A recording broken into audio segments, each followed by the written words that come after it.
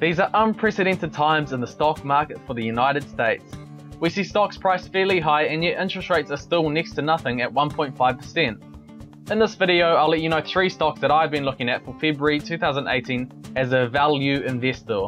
I also wanted to let you guys know that generally most of my stocks will have been verified by what I call a quality investor. Maybe Warren Buffett might be adding them to his portfolio, or one of my trusted investing podcasts that I listen to will be looking at the stock. I honestly think this is one of the smartest ways of investing. Screen your stocks through an investor you trust and then analyze them. Don't just pull stocks out of your back pocket and then start researching them. Look at stocks that other quality investors are already recommending. But I will say this, and this is so important, nothing will compensate for you doing your own research. You need to understand why you are investing in the first place in a stock. And the reason can't just be because other people are investing in it. Anyway, enough of that, let's not wait any longer, straight to the first stock pick. My first stock is Target Corporation, ticker symbol TGT. If you're living in America and you haven't heard of Target, then perhaps you might want to go back to your cabin in the woods and Google it, if you know what Google is. Target is the second largest discount store retailer in the United States, selling products through its brick and mortar stores and through digital channels, but mainly through its physical stores. Let's be honest, they're an easy company to understand. They buy products and sell them for a markup. But the main thing us investors want to know is what their numbers are looking like. You're paying basically $77 for a share in the stock, and that share will give you earnings of $4.77. That's about a 6.1% return, which is a decent return in the saturated market. Now if you look at Target's competitors like Walmart, they're saying, pay me $100 and we'll give you earnings of $3.77. That's a higher price and less earnings. So compared to its competitors and most other stocks out there, it's giving us a nice stable return, which is why I've got them as one of my stock picks. Okay, on to my second stock pick, General Motors Company, ticker symbol GM. So GM designs, makes, markets and distributes vehicles across 6 continents and 125 countries. In short, it's a massive car company. GM actually also sells financial services through auto finance solutions in its retail financing sector.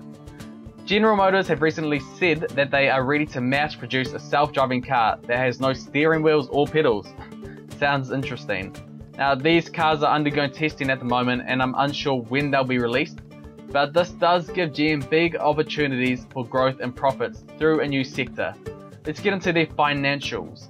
So they've got a PE of 21.51. However, this PE is misrepresented because in the recent quarter, they have $3 billion worth of discontinued operations, which is a non-reoccurring expense. This means their earnings is pretty much $3 billion more than it says. Now, I know this sounds a little bit complicated, but realistically, they should have a PE of around 9 or 10 without their non-reoccurring items. If you get into the really fun accounting side of analyzing the business, you can see that it actually has some solid financials, which is why it has made my stock pick. My final stock pick is Synchrony Financial, ticker symbol SYF. Now, as with General Motors, Synchrony Financial is a stock that Warren Buffett has been adding to his portfolio. Synchrony Financial is a financial services company mainly geared towards consumer finance, or simply put, a company that loans money in return for interest.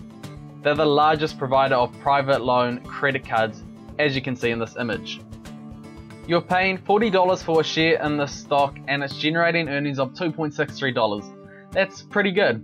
Now these earnings are also growing, albeit at a very tiny rate, but in general that's a good sign to see.